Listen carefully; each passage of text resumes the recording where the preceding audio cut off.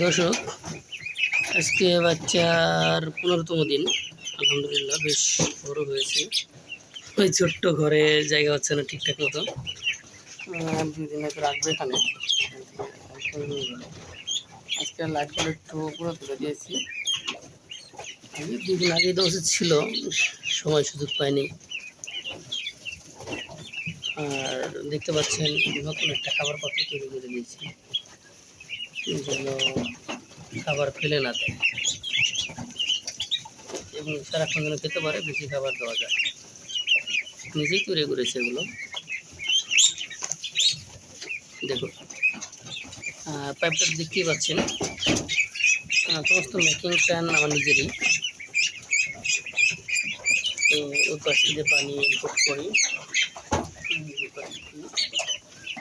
তো এভাবেই হচ্ছে।